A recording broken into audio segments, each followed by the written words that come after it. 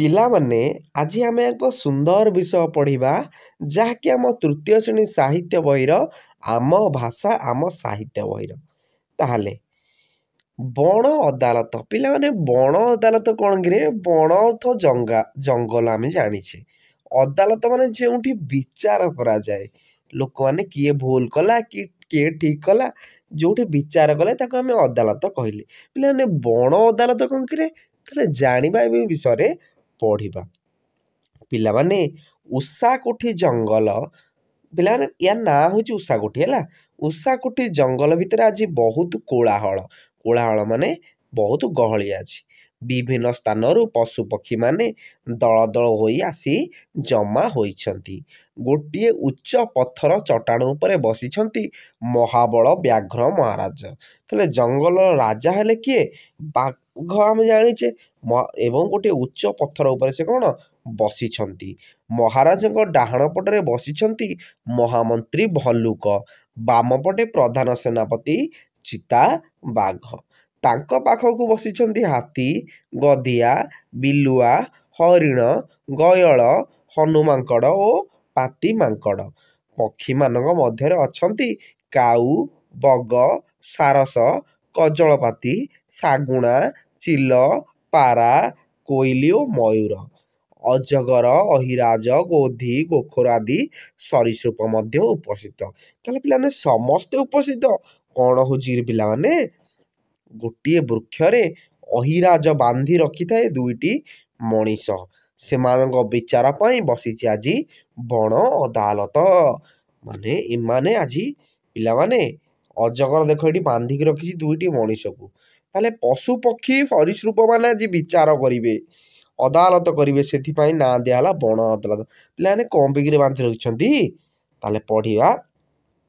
ସମସ୍ତେ ଆସି ଉପସ୍ଥିତ ହେବା ପରେ ମହାରାଜ ବ୍ୟାଘ୍ର ଦେଖ ପଥର ଉପରେ ବସିଛନ୍ତି, ତାଙ୍କ ଟାଣୁଆ ନିଶକୁ ଚମକାଇ ହେଣ୍ଟାଳଟିଏ ଛାଡ଼ିଲେ, ମାନେ ରଡ଼ି ଛାଡ଼ିଲେ ହେଲା।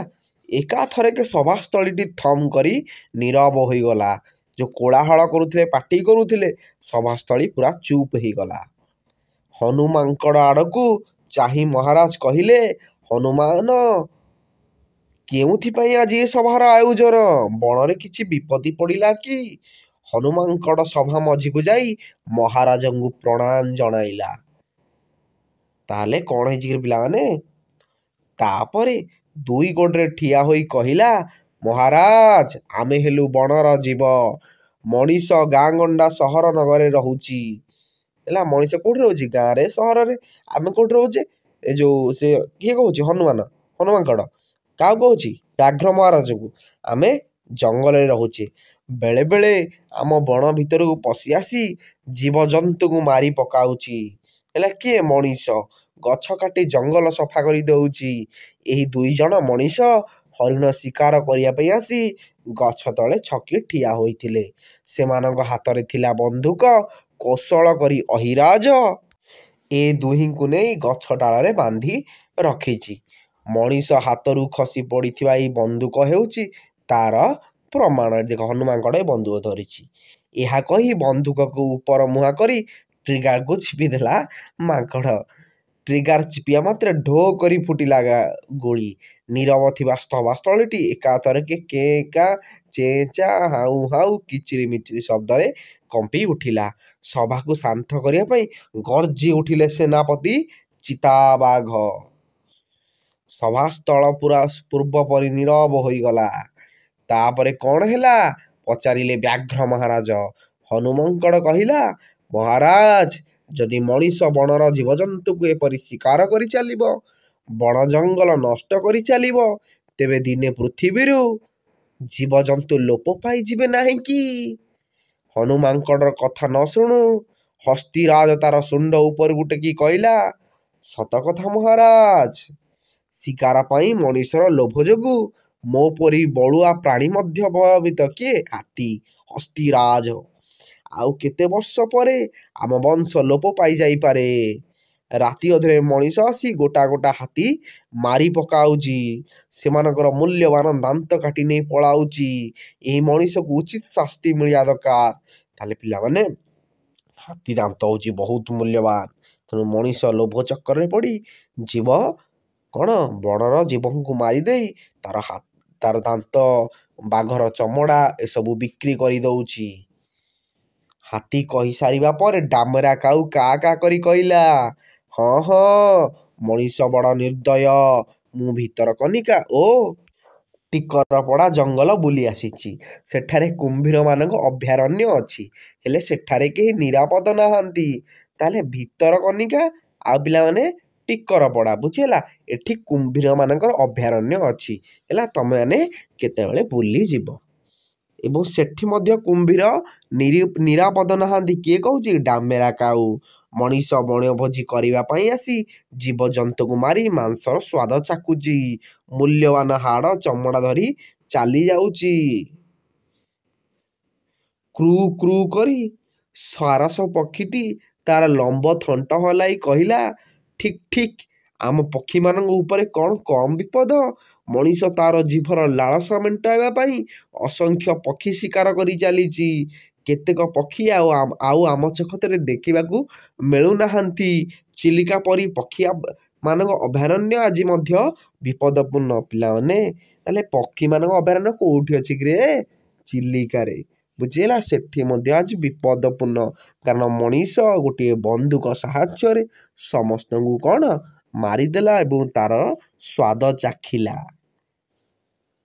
ସାରସ ପକ୍ଷୀର କଥାକୁ ସମର୍ଥନ କରି ଠେକୁଆ କହିଲା, ଖାଲି ଚିଲିକା ନୁହେଁ, ଆଜିକାଲି ଭିତରକନିକାରେ କଇଁଛ, ଶିମିଳିପାଳରେ ବାଘ, ଚନ୍ଦକାରେ ହାତୀ, ଟିକରପଡ଼ାରେ କୁମ୍ଭୀର ଆଉ ଉଷାକୋଠିରେ ହରିଣ ମଧ୍ୟ ବିପଦରେ ପଡ଼ିଲେଣି।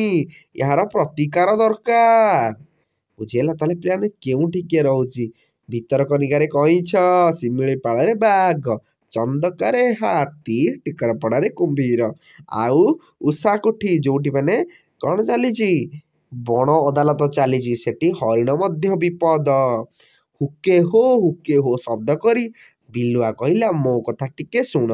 ସୁସ୍ୱାଦୁ ମାଂସ, କୋମଳ ଚମଡ଼ା, କି ସୁନ୍ଦର ପର ପାଇଁ ମଣିଷ ତୁମମାନଙ୍କୁ ଶିକାର କରୁଥାଇପାରେ, କିନ୍ତୁ ମୁଁ ଏକ ନିରୀହ ପଶୁ। କିଏ କହୁଛି? ବିଲୁଆ କହୁଛି।